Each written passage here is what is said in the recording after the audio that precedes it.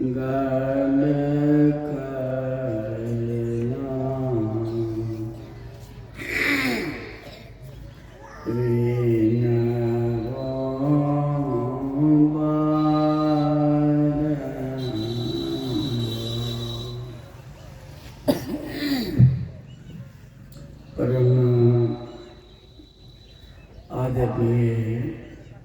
सत्संग प्रेमी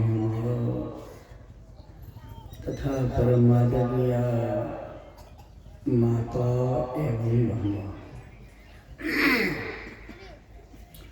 संत कबीर साहब ने कहा है, संगति ही जल जाए न चर्चा राम की, दुल्हा बिना बारात कहो किस काम।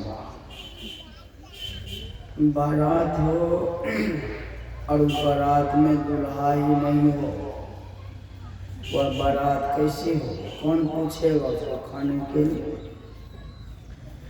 इसी तरह से सत्संग हो और सत्संग में सत्य की मान्यता ही नहीं हो, सत्य की चर्चा ही नहीं हो परमात्मा की, वह सत्संग कैसा, बिना दुल्हा का बारात कैसा।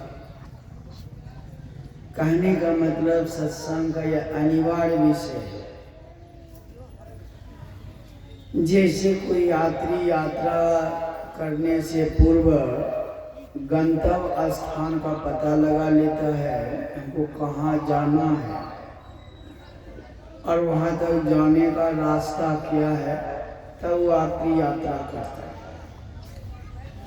बड़े बड़े नगरों में, शहरों में किसी मकान पर जाने के लिए रोड नंबर लेना पड़ता है, स्ट्रीट नंबर लेना पड़ता है, गली नंबर, और मकान का भी नंबर लेना पड़ता है, तब उस मकान पर हम जा पाते हैं। तो छोटा सा संसार में किसी मकान पर जाने के लिए इतनी बातों की जरूरत पड़ जाती है, आवश्यकता पड़ जाता है जानकारी की। जो परमात्मा देश कालातीत है, देश काल से परे है, उसका भी पहले बौद्धिक ज्ञान चाहिए, और यह ज्ञान बहुत गंभीर, आसान नहीं है। गुरु महाराज जी कहते हैं, सर्वश्रेष्ठ तन धर की बुद्धि न गहती। जो सर्वश्रेष्ठ तनधारी महापुरुष आए संसार में, देवताओं के अंश आए संसार में, उनकी भी बुद्धि ईश्वर तक को नहीं समझ सकती। बहुत उदाहरण है। अभी हम लोग भगवान कृष्ण अर्जुन की बहुत चर्चा सुने। जब 18वां अध्याय गीता में भगवान श्री कृष्ण ने अर्जुन से कहा, सर्वधर्मान् परित्यज्य माम एकम शरणं व्रज, अहम त्वां सर्वपापेभ्यो मोक्षयिष्यामि मा शुचः। हे अर्जुन, सभी धर्मों को छोड़कर तुम मेरे शरण में आ जाओ, सब पापों से मुक्त कर दूंगा, जन्म मरण का चक्कर से छुड़ा दो। अब देखिए, बात में इतनी गहराई है, अर्जुन ने भी इस बात को नहीं समझ सका। जिस भगवान का अवतार संसार में होता है धर्म का स्थापना ही करने के लिए, यदा यदा ही धर्मस्य ग्लानिर्भवति भारत अभ्युत्थानं धर्मस्य तदात्मानं सृजाम्यहं परित्राणाय साधूनां विनाशाय च दुष्कृतां धर्म संस्थापनार्थाय संभवामि युगे। जब जब वही धर्म की हानि, बारह असुर अधम अभिमानी, करहि अनीति जाय नहीं बरनी, सीधहि विप्र ध्यान सुर धरनी, तब तब प्रभु धरि विविध शरीरा, धर करके हाराई कृपा निधि सज्जन पीरा। धर्म की स्थापना के लिए ही वे शरीर धारण करते संसार में आते हैं भगवान। और वे भगवान कर भक्त से सभी धर्मों को छोड़कर मेरे शरण में आ जाए। कितनी गंभीर बात है। किसी पत्रिका में मैंने पढ़ा था, अर्जुन ने समझा भगवान के साथ घूमते फिरते हैं, खाते पीते हैं, तो मरने के बाद भगवान कल्याण कर देंगे, मनोविकारों से छुड़ा देंगे, जन्म मरण का चक्कर से छुड़ा देंगे मरने के बाद। स्वर्गारोहण में सबके सब जब करने लगे तो सबके सब नरक गए। 2 मुहूर्त के लिए युधिष्ठिर को भी नरक दिखाया गया था, वैसे स्व शरीर वो स्वर्ग गए थे। तो द्रोणाचार्य को मरवाने में भगवान के कहने पर थोड़ा सा झूठ बोले थे, मिला जुला कर बोले थे, पूरा झूठ नहीं बोले थे। अस्वस्थमा हता नरोवा कुंजरो, अंगूठा गल गया। 2 मुहूर्त के लिए युधिष्ठिर जी को भी नरक देखना पड़ा और सबको नरक में गए। अर्जुन जब नरक में गए, भगवान कृष्ण के ऊपर दोषारोपण करते, भगवान भी झूठा बोले थे मेरे शरण में आ जाओ, जन्म मरण का चक्कर से छुड़ा दूंगा। उनके शरण में गया, साथ में खाए पिए शयन भी किए, आ गया नरक में। इसका मतलब है भगवान भी झूठ बोलते हैं। भगवान प्रकट होते हैं, अर्जुन का क्रोध भड़क जाता है। मेरे सामने आने में तुमको लज्जा नहीं आती है अपना चेहरा मुझको दिखाने में? तो भगवान ने कहा लज्जा उनको होगी जो झूठ बोलता। मैं क्या झूठ बोलता? हाँ भगवान, तुम्हारा वचन झूठा होगा। कौन सा? तो तुमने कहा था मेरे शरण में आ जा, जन्म मरण का चक्कर छुड़ा दूंगा।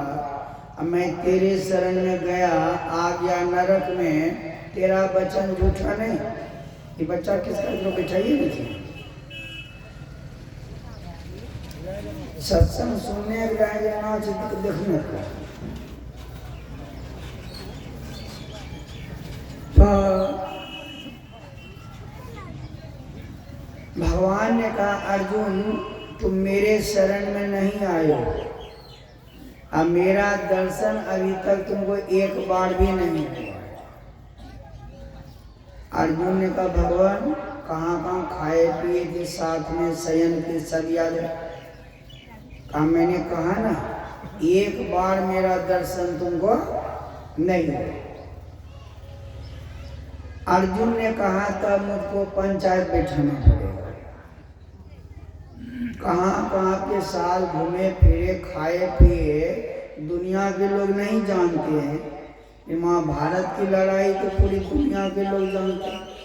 18 दिनों की लड़ाई थी। उस लड़ाई में आप मेरे रथवाहक थे, रथ हाँकने वाले सारथी थे। अगर पंचायत में बैठाऊंगा भगवान, दुनिया के सारे पंच मेरी ही तरफ से बोलेंगे 18 दिनों तक आपका दर्शन कम से कम कुरुक्षेत्र के मैदान में किया था। भगवान ने कहा पंचायत बैठो, पढ़े लिखे लोगों को बैठाना, गंभीर लोगों को बैठाना। मैं दुनिया के सारे पंचों को समझा दूंगा कि मेरा दर्शन अर्जुन को अभी तक एक बार भी नहीं है। तब अर्जुन ने कहा भगवान अभी भी तो आपका दर्शन कर रहा हूँ, आंख से जो देख रहा हूँ किसको देख रहा हूँ? तब भगवान ने कहा अर्जुन मुझको न तो कोई जागृत की दृष्टि से देख सकता है, न स्वप्न की दृष्टि से देख सकता है, न मानस दृष्टि से देख सकता है, और न तो मुझको कोई दिव्य दृष्टि से ही देख सकता है। दिव्य दृष्टि से विराट रूप का दर्शन लोग करते हैं, संसार रूप का, विश्व रूप का। विराट रूप में भी तो अंग प्रत्यंग है, रंग रूप है। जिसमें रंग रूप हो गया, अंग प्रत्यंग हो गया, तो वह तो असत हो गया, माया हो गया। नारद जी को जब भगवान श्वेत द्वीप में दिखाया था विश्वरूप, नारद जी से कहा गया था, जिस रूप को नारद देख रहे हो, यह मेरी उत्पन्न की हुई माया है। निज स्वरूप को जानने के लिए, सत्य स्वरूप को जानने के लिए, इससे भी आगे की दृष्टि अपनानी होगी, आगे जाना पड़ेगा। गुरु महाराज जी कहते, आओ भक्त द्विभुज चतुर्भुज अष्टरु अनंत भुज, श्याम शुक्ल तेज पुंज, सब रंग सब धोखा, सबके सब असत। तो दिव्य दृष्टि से भी जब माया का ही दर्शन होता है, तो मोटी दृष्टि से, जागृत की दृष्टि से मेरा दर्शन कैसे होगा? स्थूल दृष्टि से। इसलिए जागृत की दृष्टि से, स्थूल दृष्टि से मेरा स्थूल शरीर को देख रहे हो, सूक्ष्म शरीर को भी नहीं देख रहे हो। और मैं शरीर नहीं, मैं शरीर नहीं। जाड़ा में हम लोग बहुत कपड़ा पहनते हैं, वैसे जीवात्मा ने भी बहुत शरीरों के कपड़ा को पहना है। सुन रहे थे, स्थूल सूक्ष्म कारण, महाकारण और कैवल, 5 कपड़ा पहना है। इन कपड़ा में नहीं, कितनों पर मुझे कोई कपड़ा हुए, हाँ गंजी हुए, कुछ नहीं, मेरी गंजी है। वैसे भगवान ने कहा मैं शरीर नहीं हूँ, मैं शरीर में रहने वाला। कहने का मतलब देवताओं के अंश अवतार ये पिछड़ गए समझने में। बालकांड रामायण में एक प्रसंग आता है, रावण मेघनाद कुंभकर्ण का धरती पर इतना अत्याचार बढ़ता है, देवताओं की कन्याओं का, गंधर्व की कन्याओं का, यक्ष की कन्याओं का, किन्नर की कन्याओं का, नाग की कन्याओं का रावण ने हरण कर दिया, मनुष्य की भी कन्या। और इससे बढ़कर के अत्याचार क्या हुआ? सबों की कन्याओं का हरण कर लिया, पत्नी बना लिया। कीर्तिवासी रामायण में तो आया है 14,000 पत्नी रावण के। अब रावण के भय से, डर से किसी को रात में नींद नहीं आती, न देवता को, न यक्ष को, न किन्नर को, न नाग को, न गंधर्व को, मनुष्य की बात ही क्या, किसी को रात में नींद नहीं आती, निशी न नींद, दिन अन्न न खाई। दिन में भय से न किसी को अन्न खाया जाता है, और रात में किसी को नींद आती।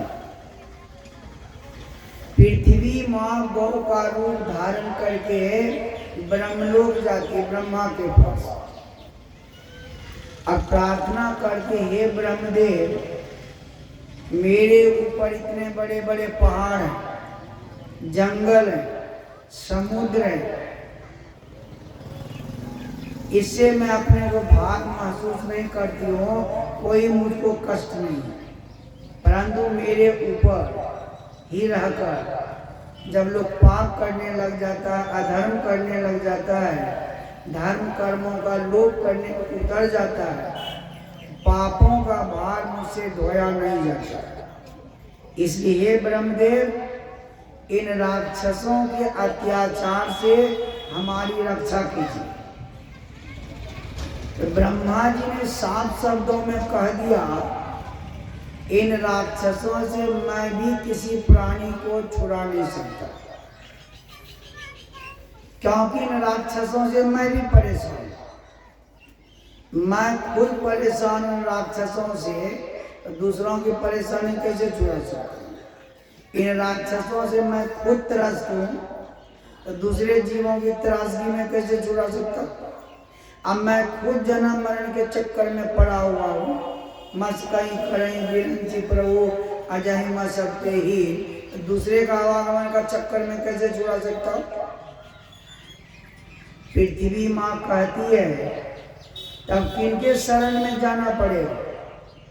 मनोविकार। ये राक्षस कौन है? ये राक्षस मन का विकार है, रोग। अगर कथा के अंतरंग में हम प्रवेश करते हैं, ये सब राक्षस मन का रोग है। जैसे दुर्गा सप्तशती का पाठ कराते होंगे ना, मस्कोका को बोला के, अपने से भी करते होंगे बहुत लोग। तो बहुत चरित्र राक्षसों को उसमें चरित्र आया कथा के। पार्वती की सुंदरता का इतना बखान कर दिया चंडमुंड ने अपने मालिक सुम निसुम के पास। तो सुम निसुम को पार्वती को पाने का मन में लोभ हो गया और ममत्व भी हो गया। जाओ मेरी प्रभुता सुनो और पूछो मुझसे विवाह करेगी? जब चंडमुंड ने कहा हे देवी मेरे मालिक ऐसे हैं, तीनों लोगों पर अधिकार है भी, उनसे आप विवाह करेंगे? तो पार्वती के शरीर से शक्ति प्रकट प्रथम अवतार, मैं उन्हीं वीर पुरुषों के साथ विवाह करूंगी जो मुझको युद्ध में पराजित कर जाए। चंडमुंड ने जाकर के कहा अपने मालिक से उनकी ये घोषणा। तो सोचा स्त्री तो कोमलांगी होती है, कोमल अंगों वाली स्त्री को पराजित करना कौन बड़ी बात। पहले धूम्रलोचन को भेजा, जाओ कोशिश करो जिंदा लाने का, नहीं जिंदा हो तो मुर्दा भी ला। धूम्रलोचन, धूम्र मना धुआं, अंधकार, लोचन मना आँख। जिनकी आंखों पर अंधकार की अज्ञानता की पट्टी पड़ी है, यही है धूम्रलोचन। ज्ञान के सामने टिकेगा। एक ओंकार में धूम्रलोचन का देवी ने सफाया करा। तब सुम निसुम माता भारी सेना लेकर देवी के साथ संग्राम करने के लिए सेना सहित देवी ने सुम निसुम का विनाश कर दिया। इस कथा में संत लोग अगर भोगों के प्रति हमको भी लोभ है मन में पाने का, अब ममत्व है संसार के प्रति, तब समझ लीजिए सुम निसुम राक्षस से हम प्रताड़ित हैं। और मन का लोभ ममत्व जितना दुखदाई, उतना दुखदाई तो शरीरधारी राक्षस भी। कल मैंने कहा था मन का रोग जितना दुखदाई, उतना दुखदाई शरीर का रोग। यही सुम निसुम। रक्त बीज का एक बूंद धरती पर गिरता है तो बहुतों रक्त बीज प्रकट होता है। यही है मन की इच्छाएं, भोगों की। एक इच्छा की पूर्ति करते हैं, अनेकों इच्छाएं उत्पन्न होती। यही है रक्त बीज राक्षस। काम अछत सुख सपनाओं नहीं, अहंकार महिषासुर। और ये सब विकार ब्रह्मलोक जाने पर भी खत्म नहीं हो। कल भी मैंने कहा सभी लोगों में भोग है और भोगों से ही राक्षस उत्पन्न होता है। यानी मन का रोग जो उत्पन्न होता है भोगों का संसर्ग से। सब इंद्रियों के भोग गुरु कहते हैं रोग। इंद्रियों से जो भोग भोगते हैं इसी से मन का रोग उत्पन्न होता है। सब लोगों में जब बेसी भोग है तो मन का रोग वहां बेसी। इसलिए ब्रह्मा जी ने कहा इन राक्षसों से विकारों से मैं भी परेशान हूँ, तो दूसरे का मन के विकार को मैं कैसे दूर कर सकता? मैं कुछ नहीं कर सकता। तो पृथ्वी माँ कहती है तब किनके शरण में जाना पड़ेगा? ध्यान से सुनिए, इस बेटे का सब बड़ी गंभीर हो। अच्छे अच्छे बोक रहा है विद्वान से। कहा ना बीके शिवानी अंग्रेजी झाड़ रही है रोज टेलीविजन। कहते परमात्मा निराकार है, सर्वव्यापक नहीं। अब कोई आचार्य पूर्णिया जिला में थे, अगला साल शरीर छूटा, धर्म स्वरूप साहब, निंदा नहीं करता हो। और उनके प्रवचन में मैंने पढ़ा परमात्मा मानव का मानस पुत्र है, यानी मन का बनाया हुआ है। परमात्मा नाम का कोई चीज होता तब क्या होता है। और सरंगी ला कदी ला जो सुनमी सत्संग जुटे गए चंगना लेके लगे हल्ला कर अपने सुनेगी नहीं सुनेंगे।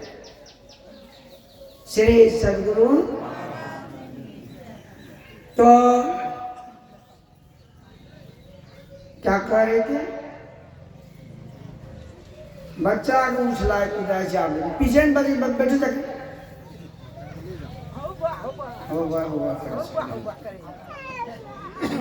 जल्दी से ले। श्री सदगुरु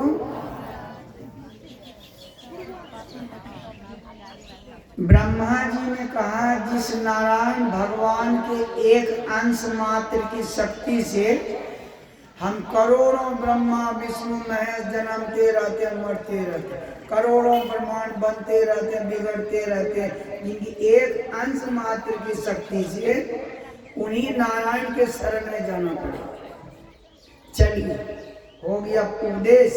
नारायण भगवान के शरण में जाने से ही मनोविकारों से छुटकारा होगा और जन्म मरण का चक्कर से छुटकारा होगा। राक्षसों तो नारायण भगवान रहते कहाँ, पहले पता जानेगा तब न उनके शरण में जाएगा। सभी देवता बैठकर आपस में विचार कर रहे हैं। बैठे सुर सब करहि विचारा, सभी देवता बैठकर विचार करते हैं कहाँ पाइए प्रभु, ये प्रभु कहाँ मिलेंगे, कहाँ रहते हैं, करिए पुकारा। एक देवता ने पता बताया, एको को नहीं सुनते ये सब चीजें ना। पूर्व वैकुंठ जान जन कोई, एक देवता पता बतला रहा है तो वैकुंठ में रहते नारायण भगवान। दूसरा देवता बोलता है को कहा पाई निधि बस प्रभु सोई। एक देवता बोल रहे हैं कि वैकुंठ में रहते हैं नारायण, और दूसरा देवता बोल रहा है कि पाई निधि में रहते हैं, क्षीर सागर में रहते हैं। अब अलग अलग जब पता बतला रहा है देवता, इसका मतलब है इन देवताओं को भी नारायण का स्वरूप का बौद्धिक ज्ञान नहीं है। इसलिए गुरु नारायण का सर्वश्रेष्ठ तन दर के बुद्धि न, बहुत गंभीर विषय है।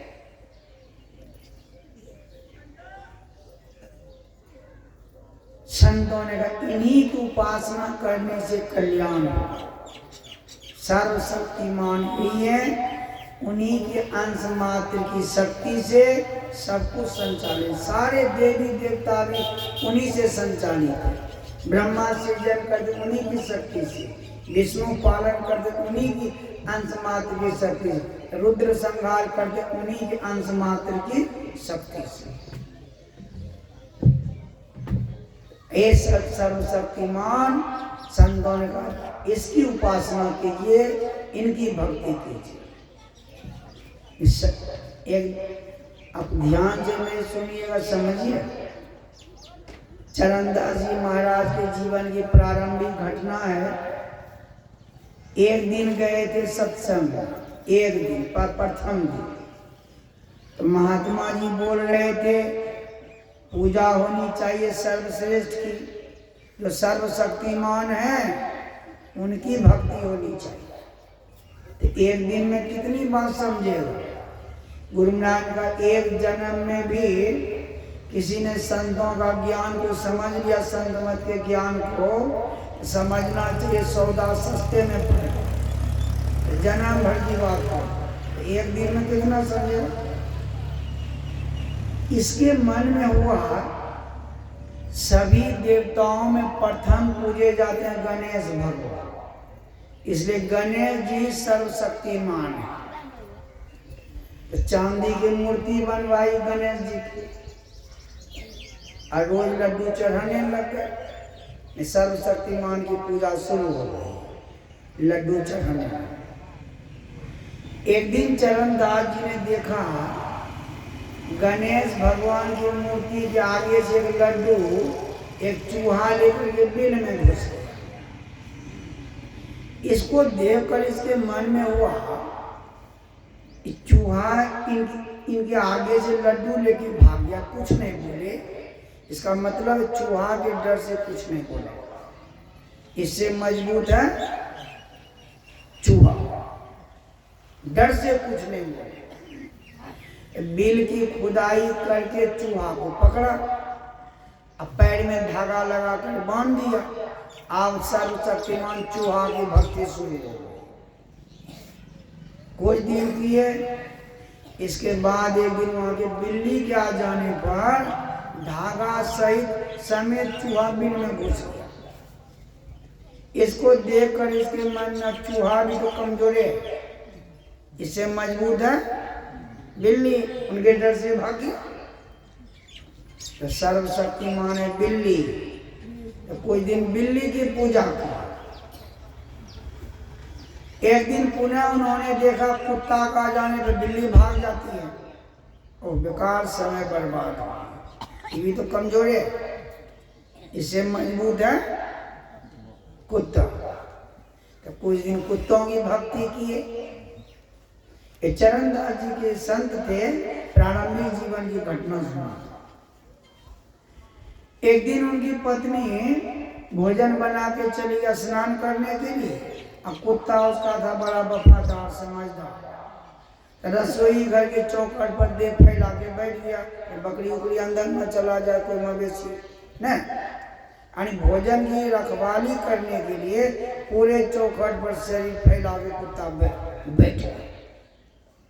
जब पतपाही स्नान करके देखा रसोई घर के चौखट पर बैठ गया, उसी बाल्टी से 2 बाल्टी जल गया। आवाज करते हुए कुत्ता भागा। इस घटना से चरणदास जी ने समझा तो कुत्ता से भी तो मजबूत मेरी पत्नी। तो कुछ दिन पत्नी की पूजा की, सर्वशक्तिमान मेरी पत्नी। बहुत दिनों के बाद दंपति में विवाद हो गया। अब पत्नी की पिटाई कर दी। अब माथा में हाथ रख करके रोने के लिए बैठ गए। इस घटना से चरणदास जी ने समझा उससे तो मजबूत हम ही। कहने का मतलब यह कथा इतना भटकाव क्यों? नहीं जानने के कारण कि सर्वशक्तिमान कौन है। इसी तरह से हम लोग भटकते रहते हैं, नहीं समझने के कारण कि सर्वशक्तिमान कौन है।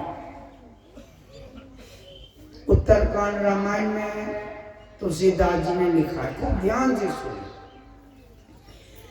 राम काम सत कोटि सुभगतन, दुर्गा कोटि अमित अरिमर्दन, शक्र कोटि सत सरिस विलासा, नव सत कोटि अमित अवकाशा, विष्णु कोटि संपालन करता, रुद्र कोटि सत संघर्ता, शारद कोटि अमित चतुराई, विधि शत कोटि सृष्टि निपुणाई। इस तरह से बहुत उपमा देगी। वह राम यानी परमात्मा 100 करोड़ कामदेव के समान सुंदर। कहिएगा अभी वेद मंत्र में पाठ हुआ, आँख कान नाक इत्यादि इंद्रियों के द्वारा परमात्मा को प्राप्त करने की चेष्टा करना झूठा ये खेल करना है। क्योंकि वो परमात्मा इंद्रियातीत है, वो अलग है। राम स्वरूप तुम्हार वचन अगोचर बुद्धि पर अविगत अलग अपा, नेति नेति नित निगम का। अलग का जिसको लखा नहीं जा सकता, दृष्टि से देखा नहीं जा सकता है ना, वो दृष्टि का विषय नहीं है, तो सुंदर कैसे होगा? तो 100 करोड़ कामदेव के समान तो राम परमात्मा सुंदर कैसे हो? सुंदरता तो दृष्टि का विषय है, दृष्टि से देखी जाती है। लिखने का यहाँ भाव जो है जो भी जड़ वस्तुओं में सुंदरता दिखती है, जड़ वस्तुओं में तेज दिखता है, जड़ वस्तुओं में सुगंधी भासती है ना, उन्हीं परमात्मा की एक अंश मात्र की शक्ति से। सूर्य में जो प्रकाश है, भगवान कहते हैं कृष्ण, सूर्य में जो प्रकाश देख रहे हो, मेरी अंश मात्र की शक्ति से सूर्य प्रकाशित है, एक अंश मात्र की शक्ति से प्रकाशित है, मेरी शक्ति से। चंद्रमा में जो प्रकाश है, मेरी ही अंश मात्र की शक्ति से प्रकाशित है। जो भी बलवान दिख रहा है, गुणवान दिख रहा है, मेरी ही थोड़ी थोड़ी शक्ति से, अर्थात तेजों का भंडार वो परमात्मा, सुंदरता का भंडार, बलों का भंडार, सुगंधियों का भंडार वो परमात्मा। यही इसी भाव में समझेंगे। कामदेव में जो सुंदरता है, परमात्मा की अंश मात्र की शक्ति से उसमें सुंदरता है। सुंदरता का भंडार कौन हो गया? परमात्मा। इसी भाव में समझे। दूसरी उपमा दे रहे, दुर्गा कोटि अमित अरिमर्दन। 100 करोड़ दुर्गा के समान वह राम यानी परमात्मा शत्रुओं का मर्दन करने वाला। एक दुर्गा में इतनी शक्ति, 100 करोड़ दुर्गा की शक्ति जब जुट जाएगी वो कितनी बड़ी शक्ति होगी। और उतने शक्तिशाली अकेले हुए हैं कौन? राम परमात्मा। इस तरह से 100 करोड़ ब्रह्मा, 100 करोड़ विष्णु, 100 करोड़ शिव से उपमा देते। नव शत कोटि अमित अवकाश। जिस आकाश में हम लोग रहते हैं, ऐसे ऐसे आकाशों का 100 करोड़ मंडल भी परमात्मा को नहीं ढक सकता। इतना खाली बचा रह जाएगा जिसका माप नहीं हो सकता।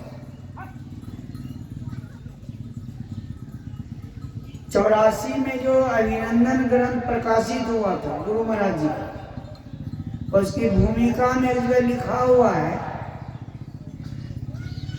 वैज्ञानिकों ने इस स्थूल आकाश गंगा के बीच में,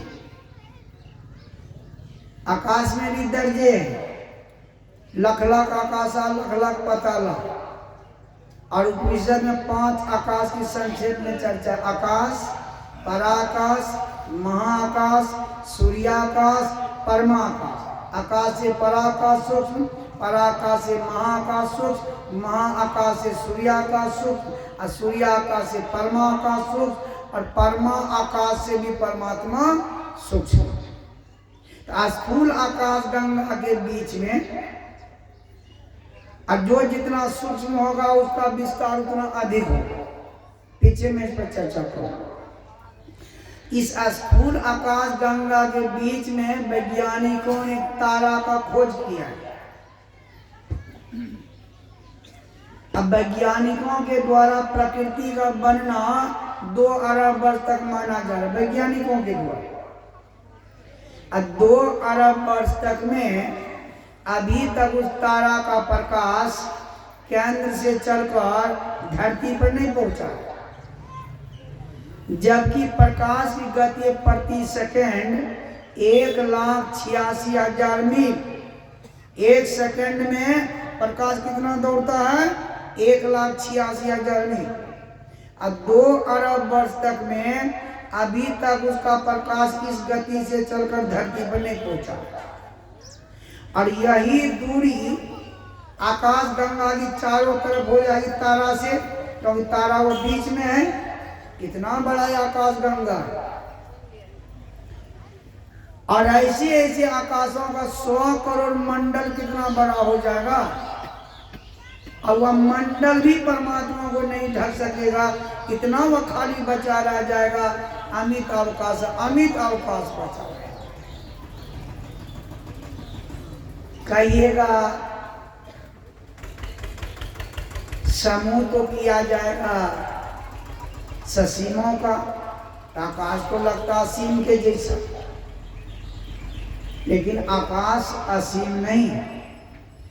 देश काल की उत्पत्ति हुई है शशि मंडल में, कारण मंडल में दो प्रकार की सृष्टियां बनी है, निरेंद्रिय और सैनेन्द्रिय। सैनेन्द्रिय में अंतःकरण बनी है, सैनेन्द्रिय सृष्टि जो इंद्रियों के सहित है। कारण मंडल के सैनेन्द्रिय में अंतःकरण मन बुद्धि चित्त अहंकार बनी है, और निरेंद्रिय सृष्टि में देश काल बना है। और कारण मंडल के ऊपर है महाकारण मंडल जल प्रकृति, और उसके ऊपर है चेतन प्रकृति। इसलिए प्रकृति को देश काल से अनादि कही गई है। पहले की कान लगा के सुनिए तब इस विषय को समझ सके, इधर उधर आंख घुमाने से नहीं समझिए। स्थिर रखिए वक्ता की तरफ ध्यान, तो कुछ समझ सकिए।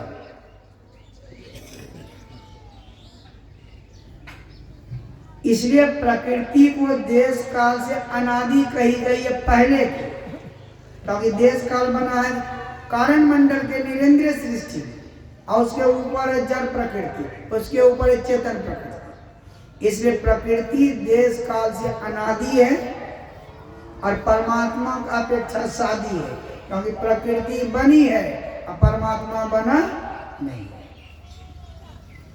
जब ससीम मंडल में ही देश काल बना है, अब प्रकृति ही ससीम है, तो ससीम में जिसकी उत्पत्ति हुई वो असीम कैसे हो जाए? बहुत बड़ा है लेकिन है यह ससीम। और ससीमों का कितना भी बड़ा मंडल बनाएंगे वो मंडल होगा ससीम। जैसे गांव है मदरापुर, बोलो तो सर ये गांव ससीम से कसीम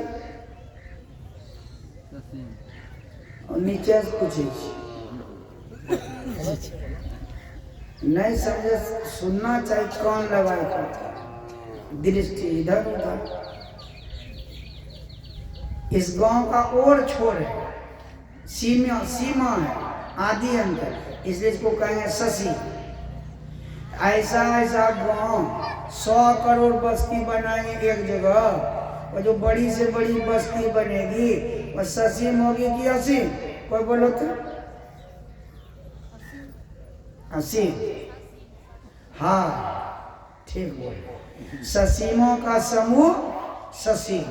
तो जब देश काल की उत्पत्ति ससीम में, मंडल में ससीम है, इसका कितना बड़ा मंडल बनाएंगे आकाश का, वो मंडल क्या होगा? ससीम। परमात्मा असीम, असीम को ससीम ढक नहीं सकेगा। इसलिए तुलसीदास जी ने नव सत कोटि अमित अवकाश। लेकिन अंत में तुलसीदास जी ने 100 करोड़ उपमा देने के पश्चात अंत में लिख दिया कि निरुपम न उपमा आम। ये निरुपम है, किसी दूसरों से उसकी उपमा नहीं हो सकती। राम समान राम निगम कहे, वेद ऐसा कहता है, उनके समान स्वयं वे ही हैं, उसके जैसा दूसरा कोई ससीम दो नहीं होगा, एक ही होगा।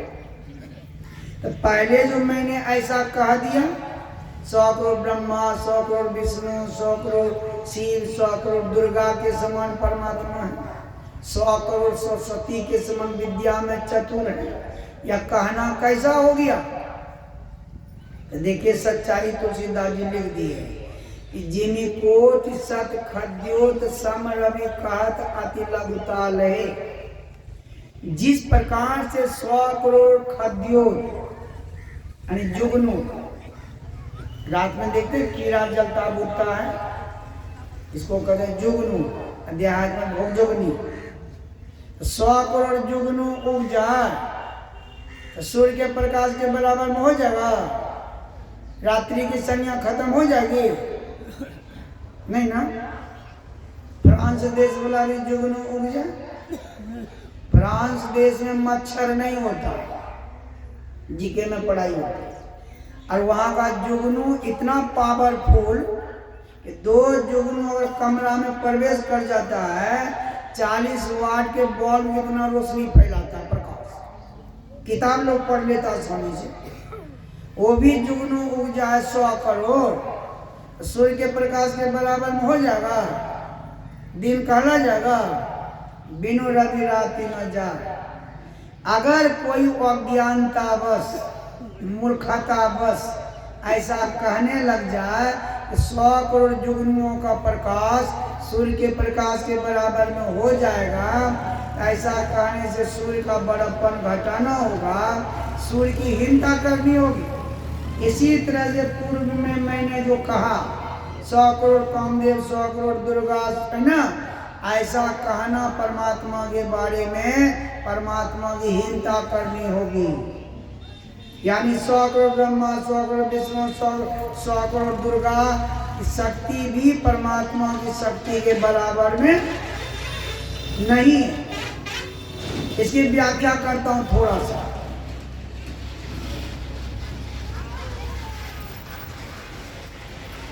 अब तक कोरोना गेले तो नाक कथी बंद करना है? श्री सदगुरु 100 करोड़ दुर्गा की शक्ति भी परमात्मा की शक्ति के बराबर में नहीं है। इसकी मैं व्याख्या करता हूँ थोड़ी सी।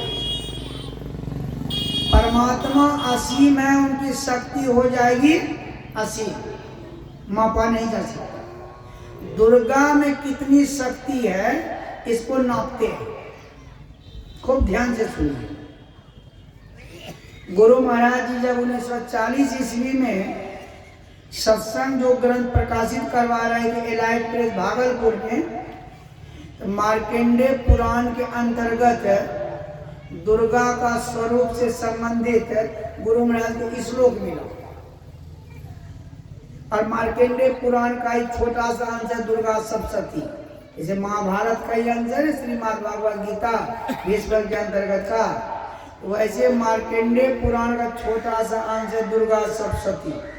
यानी दुर्गा सप्तशती अध्याय 4 10वां श्लोक देवी का स्वरूप का वर्णन है जो स्तुति देवताओं ने किया। खूब ध्यान से सुनिए। गुरु महाराज जी ने सोचा होगा अगर मैं अपने से टीका कर देता हूँ, पढ़े लिखे लोग नहीं भी मानेंगे, साधु की अपनी भाषा हो गई, ज्ञान जोड़ दिया, नहीं भी मानेंगे। परंतु अभी पूरे बिहार में संस्कृत भाषा के जो सबसे बड़े विद्वान हैं, अगर उनके मुख से कहवा दूंगा, यानी उनसे टीका करवा दूंगा, सभी पढ़े लिखे लोग भी मानने लगेंगे। वैज्ञानिक जो बोल देगा विद्यार्थी पहले विश्वास कर लेगा, समझेगा वे पीछे। ऐसा ही सोचकर उस समय पूरे बिहार में संस्कृत भाषा के सबसे बड़े विद्वान में गिनती आती थी श्री राम नारायण शर्मा की, जो अभी जयनंदन बाबू से सुन रहे थे उनके जीवन के बारे में। पूरे बिहार में सबसे बड़े विद्वान, और उस समय वे भागलपुर यूनिवर्सिटी में ही हेड ऑफ डिपार्टमेंट थे संस्कृत विभाग, बड़ी भारी डिग्रियां।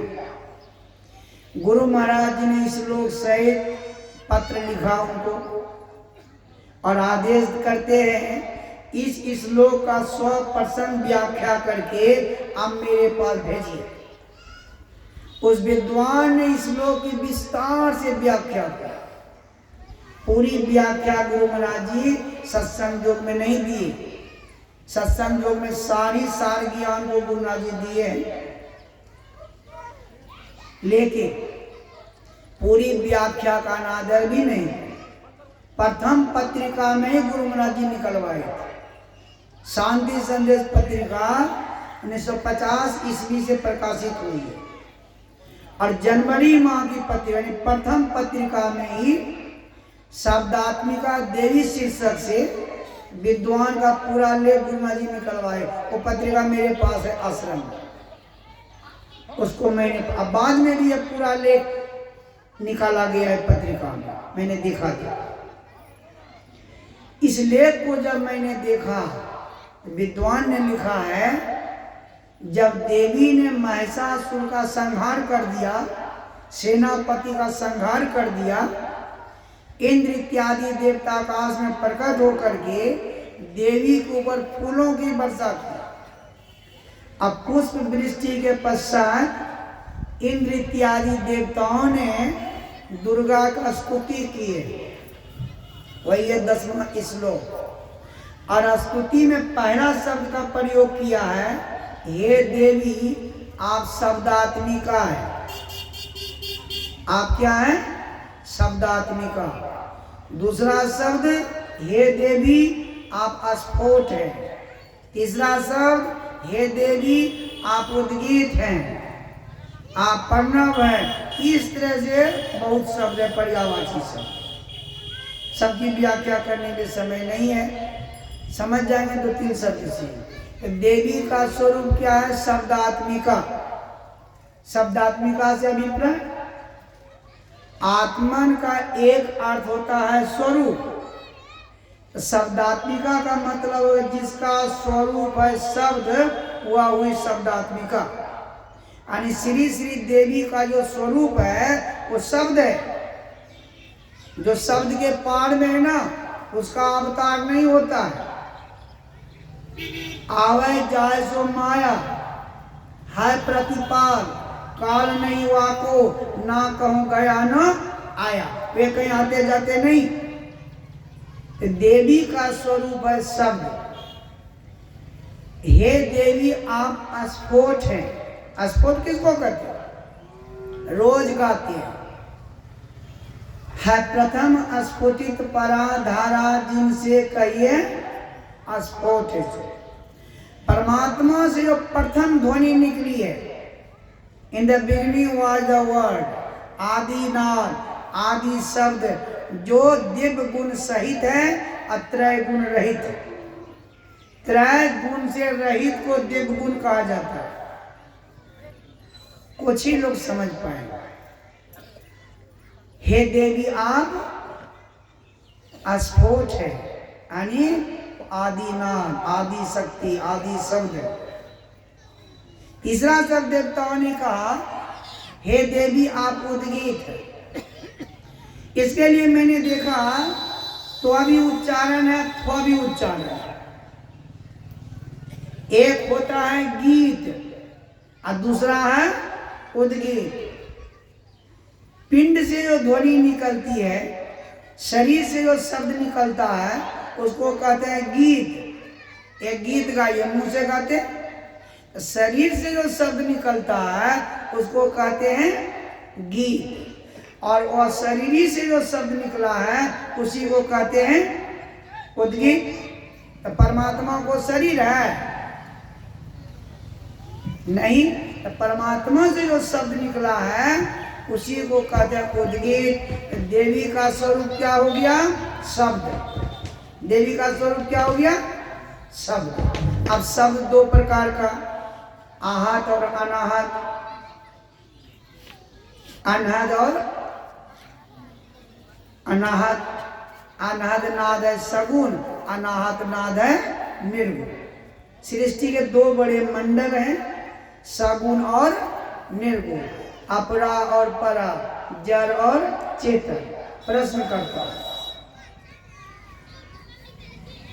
सगुण मंडल है शशि, तो निर्गुण मंडल क्या होगा? शशि की असी। आप लोग पहले इधर से प्राथमिकता भी लोगों को दे रहा। स्वामी विवेकानंद गए थे अमेरिका में, शिकागो।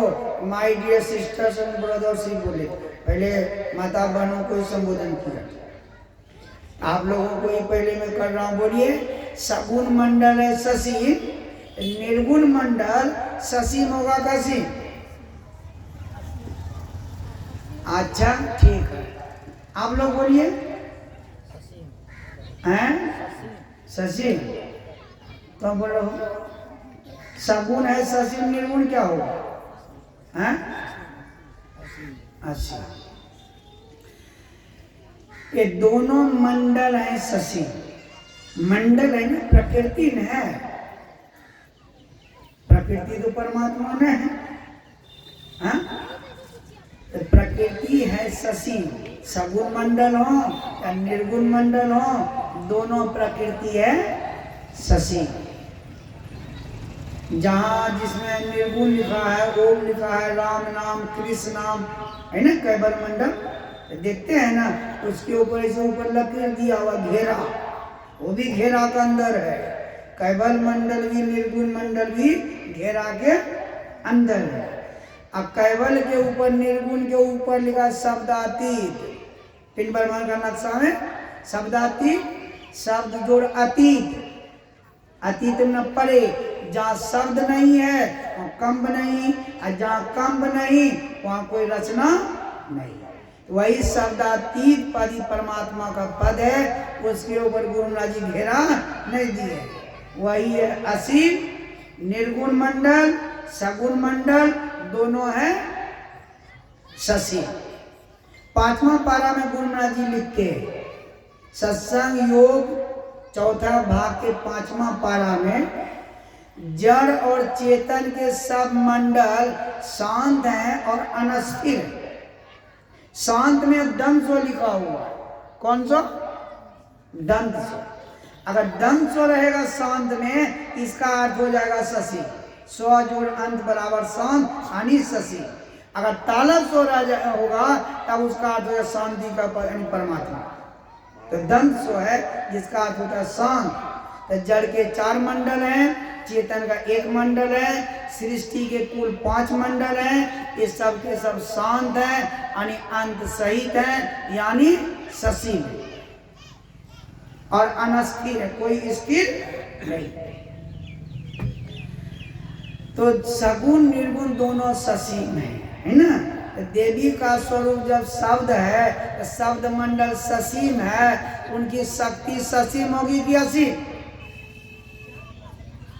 देवी का स्वरूप शब्द है, शब्दात्मिका है, अस्फोट है, उद्गीत है, यानी शब्द है। शब्द मंडल ससीम है कि असीम?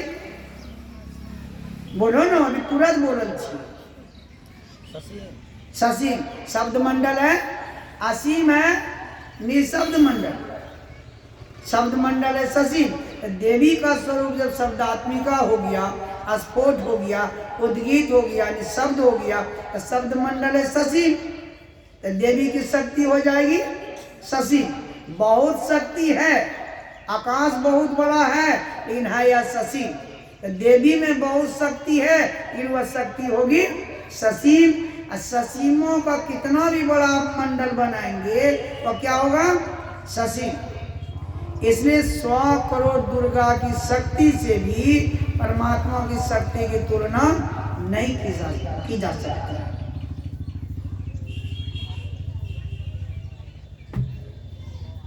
इस शक्ति का 9 नाम वेद भगवान ने दिया है।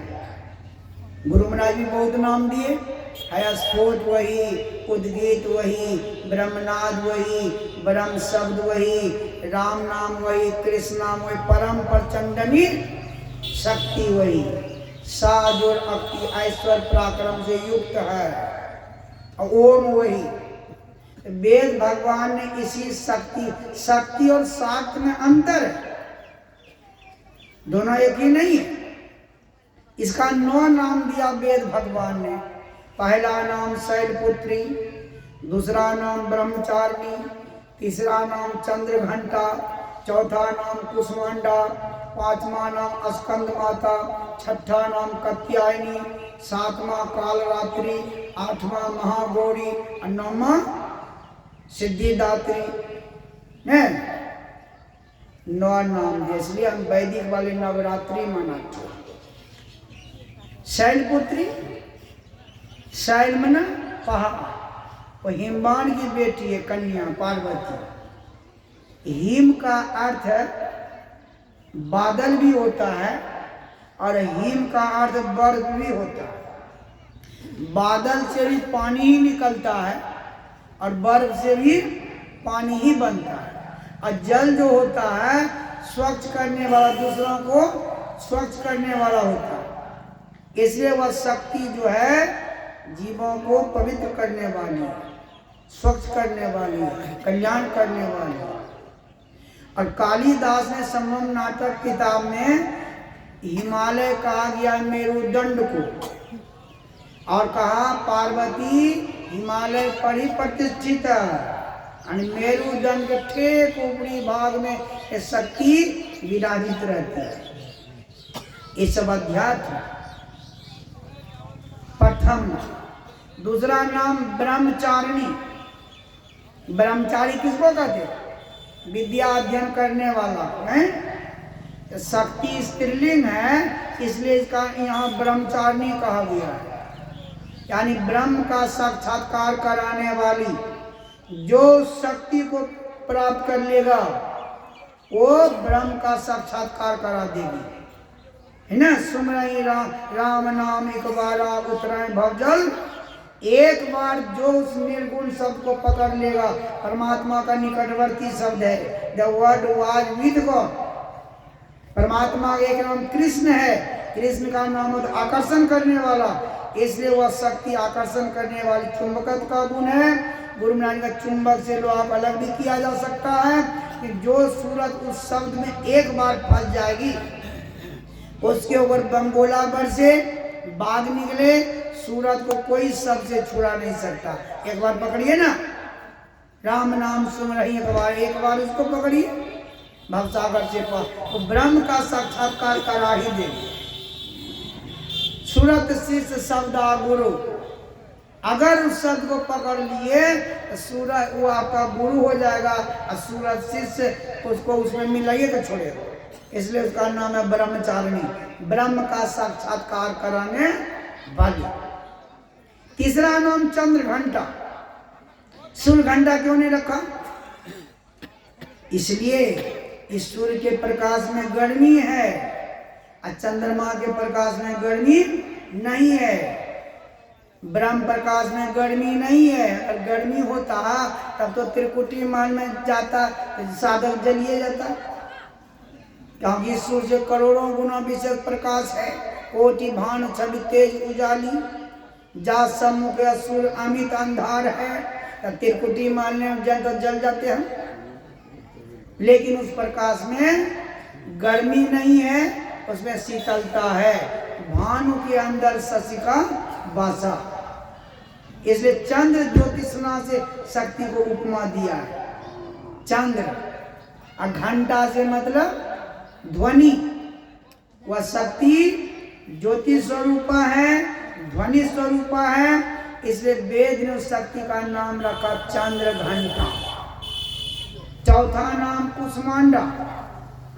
कुमन कुत्सित, उष्मा का मतलब त्रेताप, उष्मा का अर्थ ही ताप होता है, यहाँ उष्मा से मतलब त्रेताप, दैहिक दैनिक और भौतिक। अंड का मतलब होता है पेट, उदर।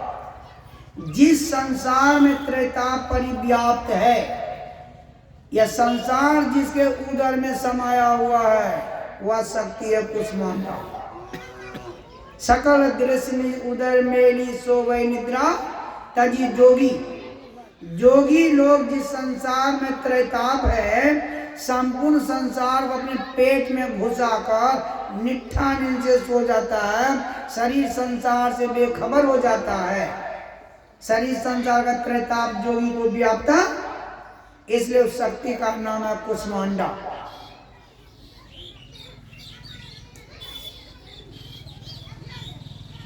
पांचवा नाम स्कंद माता। स्कंद से चतुरंगनी सेना के सेनापति हैं, और जो भी संसार में बड़ी से बड़ी शक्तियां हैं उसी से उत्पन्न हुई। तीन गुणों को भी वही प्रकट करने वाली ब्रह्मा विष्णु महेश, इसलिए वो स्कंद की मां है। छठा नाम कात्यायनी। कात्यायन ऋषि थे, प्राचीन ऋषि एक थे। सामग्रियों को जमा करते थे, यज्ञ करने, राक्षस लोग विध्वंस कर देते थे। तब उन्होंने कठिन तप की, मानस यज्ञ किया। देवी उनके आश्रम में प्रकट हुई, दुर्गा, इसलिए शक्ति का एक नाम हो गया कात्यायन ऋषि के नाम पड़ी कात्यायनी देवी। कात्यायन ऋषि के आश्रम में प्रकट हुई। काल रात्रि। काल रात्रि, जहां जाने पर काल भी खो जाए, कालातीत है ना। जहाँ देश काल की उत्पत्ति कहाँ हुई है? कारण में। और उस शक्ति को प्राप्त कर निर्गुण सबको प्रदेश काल वहाँ है, इसलिए उस शक्ति का नाम है काल, काल रात्रि। काल की का भी जहाँ अंत हो जा, कलयति भक्षति प्रलय काले सर्वम इति काली। प्रलय काल में सबका जो भक्षण कर जाती है वही है काली। तो शक्ति एक ही है, नाम अलग अलग है। तो कहने का मतलब ऐसे परमात्मा हैं। सब तरह से संतों ने समझाया, दृढ़ाया, पक्का किया, लेकिन वर्तमान समय में गुरु नहीं मिला तो बोक रहा है परमात्मा है ये न है। कबीर साहब की वाणी सुनाया ना, संगति ही जरी जान चर्चा राम की, दूल्हा बिना बारात कहो किस काम की। कितना अच्छा रूपक दे करके कबीर साहब ने समझाया परमात्मा सत्ता को। चक्की चलती देख के दिया कबीरा रो, दो पाटन के बीच में साबित बचाना। बड़े बड़े विद्वानों ने टीका में लिखा, नाम कहना ठीक नहीं। दो पाठ को कहा दिया, जन्म और मृत्यु, सुख और दुख, है ना, दिन और रात, धरती और आकाश, यही दो पाठ।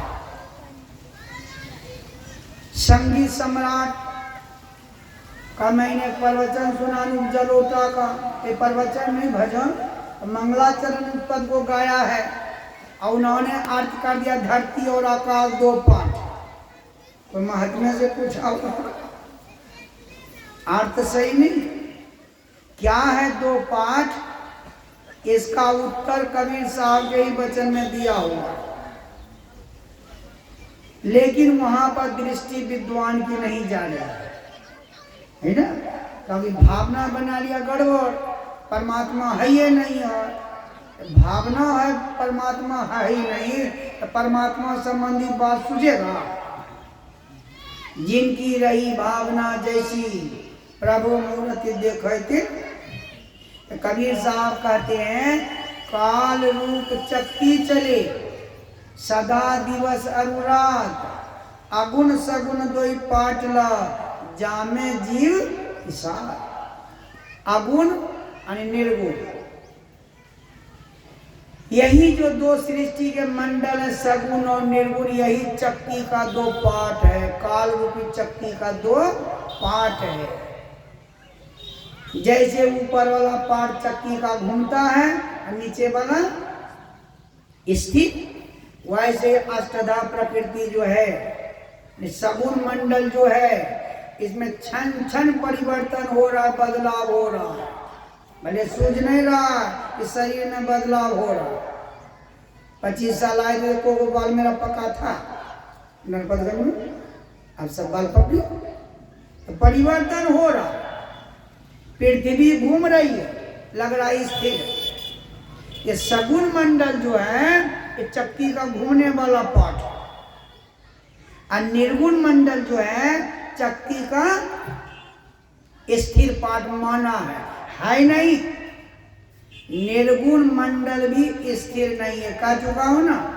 जड़ और चेतन के सब मंडल अनस्थिर हैं, कोई स्थिर नहीं है। तो केवल पद भी निर्गुण मंडल भी स्थिर नहीं है, वो भी कंपायमान है, लेकिन अंतर है कि उसमें परिवर्तन नहीं है, प्रकारांतर नहीं है, उसमें विविधता नहीं है। सगुण में प्रकारांतर होता है, विविधता है, और निर्गुण में विविधता प्रकारांतर, वो एक रस रहता है। इसलिए माना उसको चक्की का स्थिर पाठ और परिवर्तनशील पाठ को कह सकते हैं। सही सही सब कबीर साहब को माना चक्की का स्थिर पाठ। जामे जीव पिसा, पीछे जाने से कौन बचेगा? आसे पासे जो रहे निपट पिसावे सोई, अकीला से लागा रहे ताको बिघन न। चक्की के बीचों बीच कीला रहता है, जिसके सहारे पाट रहता है, और कीला के चारों गड्ढा रहता है। जो अनाज गड्ढा में चला जाता है कीला के समीप, दिन रात चक्की घूमेगी, उसका कुछ बिगड़ेगा? जो कीला से दूर रहेगा, गड्ढा से ऊपर चकनाचूर, और जो कीला के समय गड्ढा में चला जाएगा वो पीछे जाने से बच जाएगा। इसलिए कबीर साहब ने कीला से लागा रहता को बिगन न, कीला किनको कहा कबीर साहब ने? परमात्मा। जैसे कीला दोनों पार्ट में प्रविष्ट होकर दोनों पार्ट से कीला ऊपर आता है, वैसे वो परमात्मा सगुण में भी व्यापक है, निर्गुण में भी व्यापक है, और दोनों से बाहर निर्गुण सगुण के पार। सगुण मंडल में जो परमात्मा का व्यापक है परिवर्तनशील प्रकृति में, उसका नाम भगवान कृष्ण ने रखा क्षर पुरुष। क्षर मतलब नाशवान, परिवर्तनशील प्रकृति में जो व्यापक पुरुष। तो नाशवान प्रकृति में, परिवर्तनशील प्रकृति में जो परमात्मा व्यापक, उसका नाम है क्षर पुरुष। और वह परिवर्तनशील प्रकृति में जो व्यापक है, निर्गुण मंडल जो परमात्मा में व्यापक है, उसका नाम है अक्षर पुरुष। ओम न नहीं क्षर में परिवर्तनशील नाशवान, वह है अक्षर पुरुष। और निर्गुण से जो बाहर है वह है पुरुषोत्तम, सबसे उत्तम। कबीर साहब ने इसका अलग नाम रखा। कबीर साहब कहते सगुण मंडल में जो परमात्मा का व्यापक है, उसका नाम कबीर साहब ने रखा पुराण ब्रह्म। कौन ब्रह्म? पुराण ब्रह्म। और निर्गुण मंडल में जो व्यापक है परमात्मा का अंश, उसका नाम पार ब्रह्म। उसका नाम कबीर साहब ने रखा पार ब्रह्म। उसी को ओम ब्रह्म कहते हैं, सच्चिदानंद ब्रह्म कहते हैं। और मेरा जो साहब है, जिसका नाम पुरुषोत्तम भगवान ने रखा, संतों ने परमात्मा रखा, तो कबीर साहब ने उसका नाम इस पद में साहब रखा। साहब नाम है परमात्मा का। तो मेरा जो साहब है वो पार ब्रह्म के भी पार में, यानी निर्गुण के भी। अबधू छाड़हु मन विस्तारा। गुरु महाराज जी ने कबीर साहब के इस पद को बीजक से संतवाणी सचित में लिए। अबधू छाड़हु मन विस्तारा, सो पद कहु जाइते सदगति। वे पद हैं कहाँ? पार ब्रह्म ते न्यारा। तो पार ब्रह्म से भी न्यारे हैं, परे, यानी निर्गुण से भी। आप कितना बढ़िया समझाएंगे बोलिए तो? कितना अच्छा उदाहरण देके कबीर साहब ने समझाया। अभी कारा उसका न्याय परमत में है। ज्ञान गहन है, वर्तमान में सही मार्गदर्शक नहीं मिलेगा, ज्ञान को आप समझ ही नहीं सकते। तुलसी राम स्नेह करो, त्याग सकल उपचार, जैसे घटे न अंक नौका लिखित पहाड़। तुलसीदास जी कहते हैं जैसे नौका का पहाड़ा पढ़ते हैं तो पूरा पहाड़ा में 9 ही अंक रहता है, एक समान, गड़बड़ नहीं है। पढ़ के देखिए, नौका 9 नदनी 18, एक पर 18, 1 जोड़ 8 बराबर 9, 9 तिया 27, 2 पर 7 27, 2 जोड़ 7 बराबर 2 गोइठा 7 गोइठा क्या गोइठा, 9 चौक 36, 3 पर 6, 3 पर 6 36, 3 बकरी 6 बकरी क्या बकरी, बकरियों नहीं गिरा। 9 बजे 45, 4 पर पूरा पहाड़ा हम इस तरह देखेंगे 9 ही अंक। जैसे 9 अंक पूरा पहाड़ा में एक समान है, वैसे हमारा राम जो है पूरी सृष्टि में एक समान सघनता से व्यापक, कहीं बेसी मात्रा में है कहीं कम मात्रा में, ऐसा नहीं है।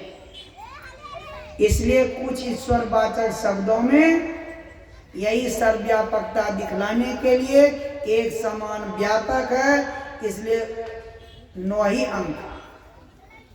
संतों ने अनेकों नाम जो परमात्मा का रखा है, सबके पीछे कारण है।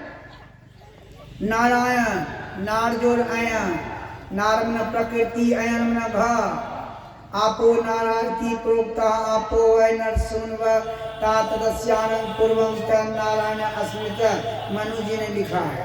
नार कर जल जी प्रकृति, प्रकृति जिसका आयन हो, घर हो, वह है नारायण। यानी प्रकृति में व्यापक होने के कारण ही परमात्मा का एक नाम ऋषियों ने रखा नारायण। वासुदेव ने आनंद व्रत में पढ़ती है, वासुदेव समबुद्धर वासुदेव, हे वासुदेव उद्धार कर दीजिए, संसार सागर से पार कर दीजिए। अनंत संसार महासमुद्रे मग्नान समबुद्धर वासुदेव अनंत रूपे ज्योति आत्मा अनंत रूपाय नमो नमस्ते।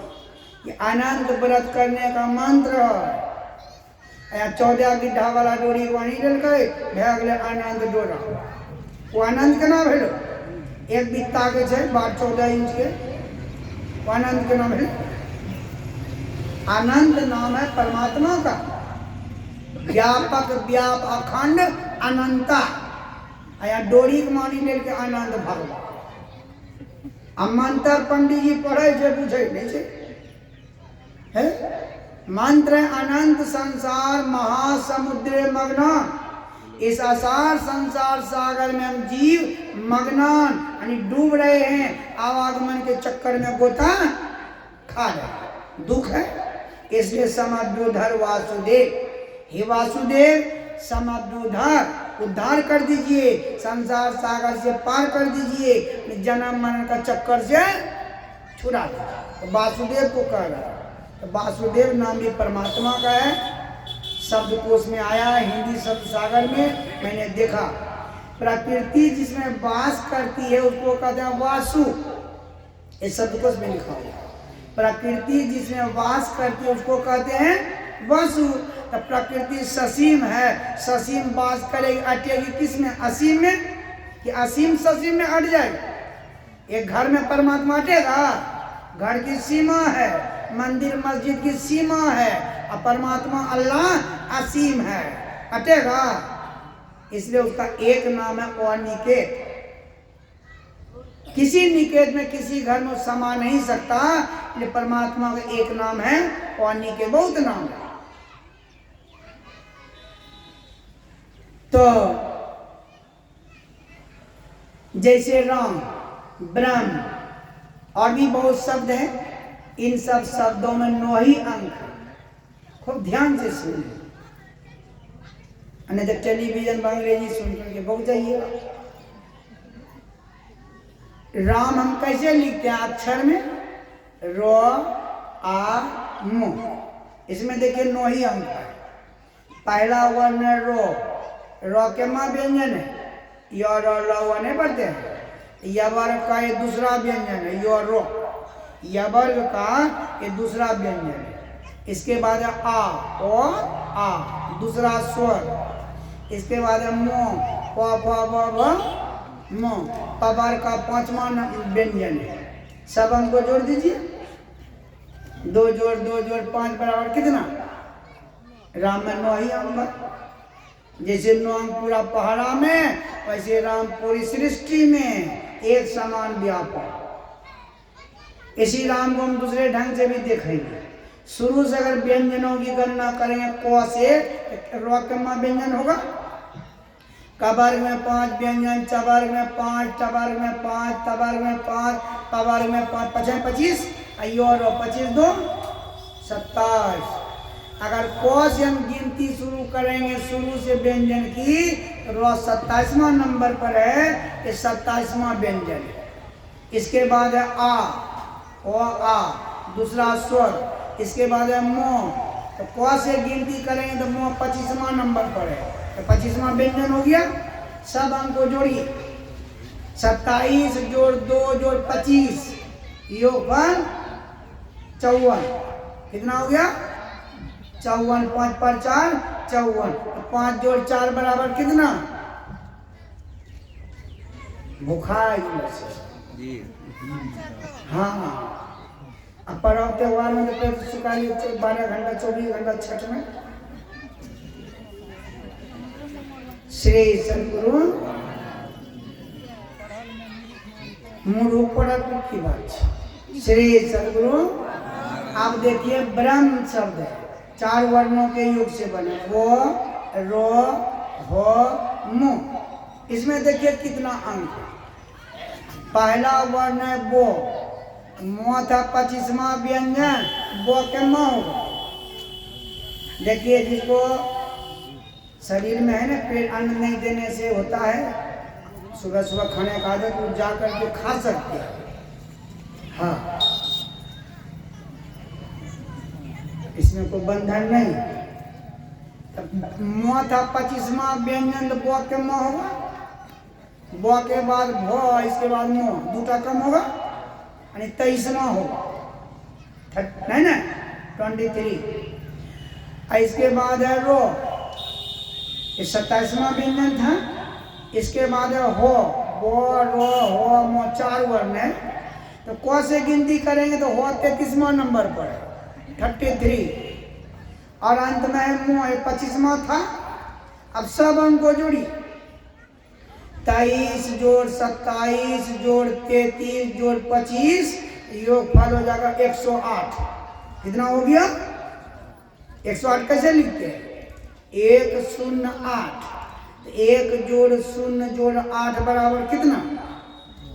9। तो ब्रह्म में भी 9 ही अंक है। अनेकों तरह से सर एक सूत्र का करके खत्म करता है। बूढ़े वृद्धे से भाई मंच पर गड़बड़ हो जाए, स्वाद तो ठीक नहीं। नाम का अक्षर चौगुन कीजिए।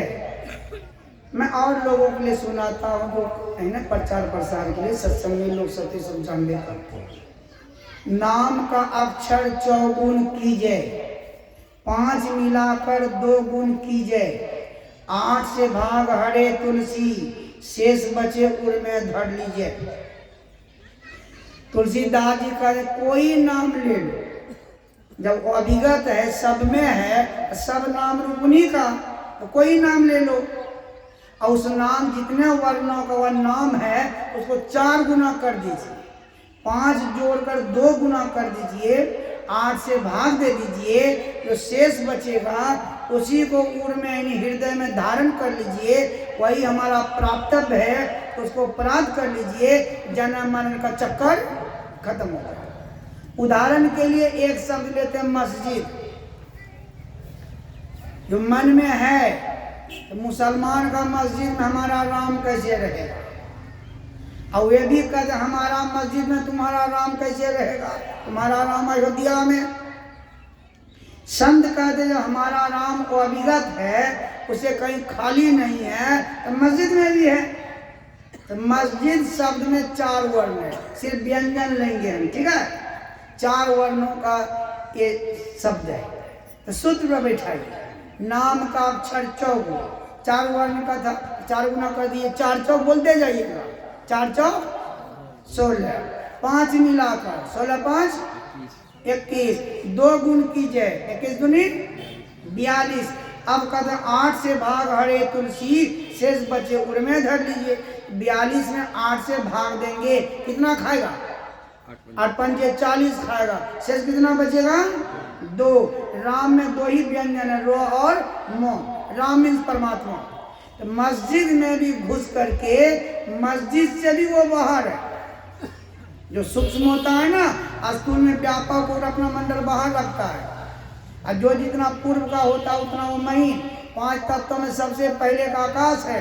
आकाश अपने से 4 तत्वों में व्यापक है। सुन लेते ना, प्रत्येक परमाणु अणु लघु दीर्घ सर्वतनु प्रभु जी व्यापक। इस तरह से जनी गगन रहाई, जिस तरह से गगन आकाश अपने से 4 बाद वाले हवा अग्नि जल मिट्टी के अणु परमाणु में घुसा है। एटॉमिक स्ट्रक्चर चैप्टर में पढ़ाई होती है केमिस्ट्री में। किसी भी पदार्थ का निर्माण अणुओं के योग से होता है, और अणुओं के बीच में आकाश है, जिस आकाश का नाम वैज्ञानिकों ने रखा है अंतर आणविक आकाश, इंटरमोलिकुलर स्पेस। अगर अणुओं के बीच में आकाश नहीं रहेगा या पदार्थ सिकुड़ जाएगा, और इंटरमोलिकुलर फोर्स नहीं रहेगा, परमाणु बिखर जाएगा। ये दोनों बातों में पढ़ाई होती है केमिस्ट्री। तो सब में आकाश घुस करके आकाश का मंडल हवा से भी बड़ा बाहर। तो जो परमात्मा प्रकृति से भी पहले का है, प्रकृति बनी है और वो बना नहीं है, तो प्रकृति से पहले का है, तो प्रकृति के कण कण में व्यापक होकर प्रकृति उसका मंडल बाहर नहीं होगा, शेष बच ही जाएगा। दूसरा शब्द लेते हैं गिरजाघर, 5 वर्णों का शब्द सूत्र पर बैठाइए।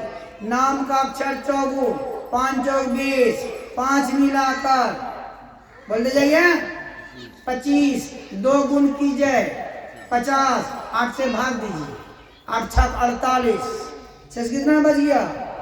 गिरजाघर में भी और परमात्मा घुस करके गिरजाघर से भी बाहर। सब मंदिरों में राम, मंदिर 3 वर्णों का शब्द, नाम का अक्षर 4, 3 चौक 3 चौक 12, 5 मिलाकर 12 5 17, 2 गुण कीजिए 7 8 दूनी 34, 8 से भाग दीजिए, 8 चौक 32 खाया, शेष कितना बच गया? तो सब मंदिर में परमात्मा व्यापक होकर मंदिर से भी बाहर। महिला, शिवानी कहते महिला में कैसे रहेगा परमात्मा? गंदा जगह में। 2 वर्ण का शब्द। घर, देह, 2 वर्ण का शब्द सूत्र बैठाइए। नाम का अक्षर 4, 2 चौक 8, 5 मिलाकर 8 5 13, 2 गुण कीजिए 13 दूनी 26, 8 से भाग दीजिए, 8 3 24 खड़ा, शेष कितना बच गया? है कि ना? एक ही वर्ण का कोई शब्द सूत्र पर बैठा दीजिए। नाम का अक्षर 4, 1 गुना 4 बराबर 4, 5 मिलाकर 9, 2 गुण कीजिए 9 दूनी 18, 8 से भाग दीजिए, 8 दूनी 16, शेष कितना बच गया? दुनिया का किसी भी भाषा का कोई शब्द लेते हैं, छोटा से छोटा, बड़ा से बड़ा, और इस सूत्र पर जब हम बैठाते हैं सब में शेष बच जाता है 2। आप किस तरह से संत लोग समझाएंगे? ऐसे जो परमात्मा है, सुन रहे थे ना, जनंजन बाबू बता रहे थे, इसको प्राप्त करने का रास्ता एक है, अनेक नहीं। अनेक रास्ता होता है शशि मंडल में आने के लिए। जैसे मधुरा है ना, इस गांव में आ जाएगा, उत्तर दक्षिण पूर्व पश्चिम चारों कोनों, ऊपर से भी हेलीकॉप्टर जाएगा। तो ससीम में आने के लिए रास्ता अनेक, ससीम का उल्टा असीम, अनेक का उल्टा एक। ईश्वर प्राप्ति का रास्ता एक है, बाहर का नहीं, अपने अंदर का है। शरीर संसार में मेल है, सरोकार है। शरीर के जिस स्थल तल पर है, संसार उसी तल का ज्ञान हो रहा है। शरीर के सभी तलों को पार कर जाएंगे तो प्रकृति के भी सभी तलों को पार कर जाएंगे। तो प्रकृति को पार करने का अभ्यर्थ साधन बाहर नहीं है, वो अपने अंदर चल करके अंदर है। इसलिए प्रभु प्राप्ति का रास्ता अंदर है। बाहर चलकर हम एक सौर परिवार को भी पार नहीं कर सकिएगा। एक सौर परिवार को भविष्य में ऐसा कोई रॉकेट नहीं बनेगा तो एक सौर परिवार को भी पार कर सकेगा। सूर्य के निकट जाते जाते उसका रॉकेट जो है ना जल करके खाक हो जाएगा। और ऐसे ऐसे सोलर सिस्टम 40 अरब एक ब्रह्मांड में। अब ब्रह्मांड कितने? रोम रोम ब्रह्मांड में देखा तुलसीदास, तो रॉकेट से पार कर सकेगा सभी ब्रह्मांड को? इसलिए संतों ने कहा बस अंदर चलकर शरीर के सभी तलों को पार कर जाइए, तो सारे ब्रह्मांडों को प्रकृतियों को पार कर जाएगा। एक थोड़ा सा समय अनुकूल कहा। आप इसकी प्राप्ति साधन संबंधी भक्ति संबंधी बातों की चर्चा पुराण काल में सुनेंगे। बोलिए प्रेम से श्री सद्गुरु।